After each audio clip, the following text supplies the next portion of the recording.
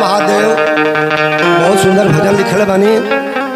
अधून बाबू है, लोग कहता कि जोहर खा के मर जाई, लेकिन हम कहता नहीं कि भोले बाबा के यहाँ चली जाई। हमने के भाव अलग भाई भैया। तो आई जा एगो भोले बाबा का बड़ा सुंदर बम बोल के सुनी जा गीत। हम बानी गीतकार ललन चौबे, हमारे खुद भजन लिखल है। तबला पर रामधन जी आ बेंजू पर राजू भाई। हर हर बम बम गूंज रहा, आइल सावन महीना, धरती रानी कई के सिंगार, आ बनल बाड़ी सुंदर हसीना। हमरो के बोल बम देखा दे राजा जी, हमरो के बोल बम घुमा दिए राजा जी, दिलावा में लाला सा दिए राजा जी, दिलावा के लाला सा दिए राजा जी।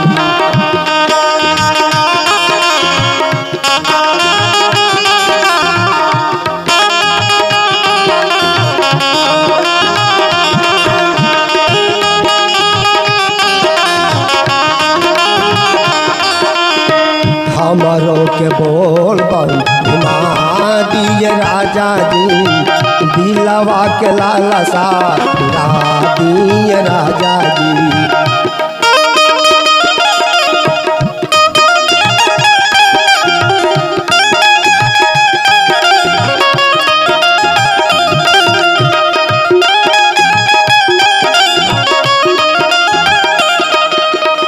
हाथ जोड़ के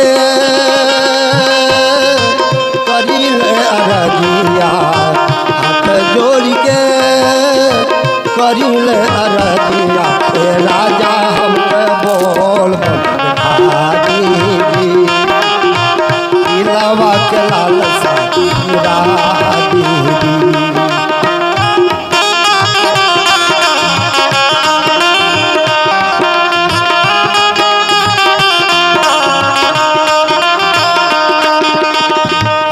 जोड़ के करिल अरजिया, हाथ जोड़ के करिल अरजिया, राजा हमके देवो घर घुमा दीजी, बाबा के दर्शन करा दीजी।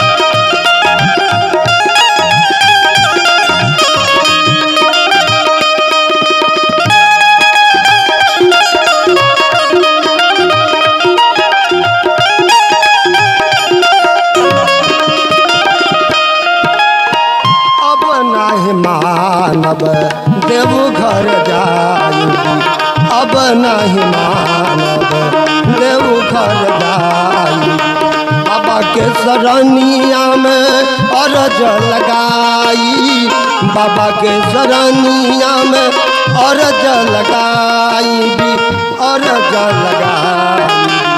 बात मान जा चली जा बजरिया, बात मान जा चली जा बजरिया, सोनावा के काला सा बाबा के दर्शन करा दीजी।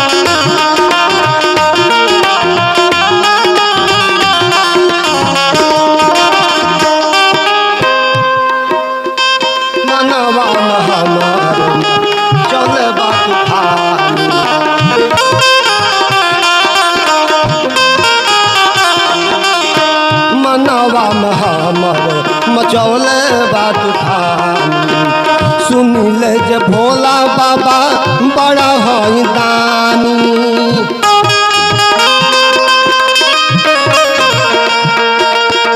सुन ले जे भोला बाबा बड़ा हई दानी बड़ा हई दानी हर हर बम बम अघड़ दानी हर हर बम बम अघड़ दानी चरण में शीश नवा दीजी बाबा के दर्शन करा दीजी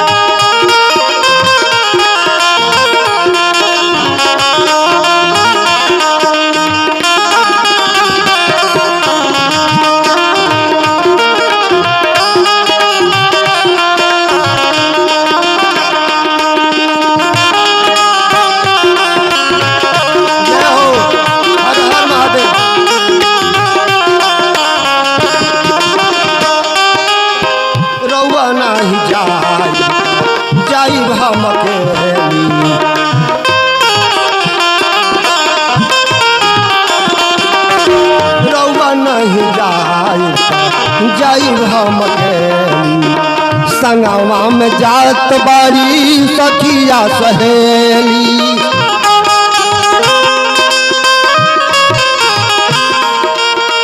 संगवा में जात बारी सखिया सहेली सखिया सहेली चौबेजी अनारी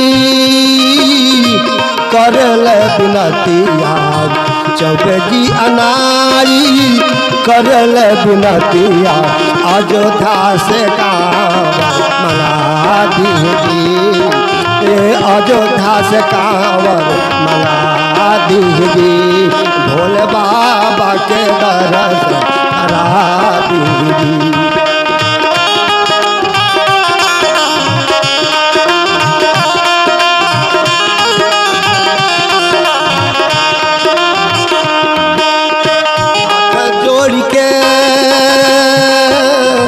करिल बिनतिया हाथ जोड़ के करिल बिनतिया ये राजा हमके देवघर घुमा दीजिए बाबा हमके देवघर घुमा दीजिए भोले बाबा के दर्शन करा दीजिए राजा हमके देवघर घुमा दीजिए भोले बाबा के दर्शन करा दीजिए ये राजा हमके देवघर घुमा दीजिए भोले बाबा के दर्शन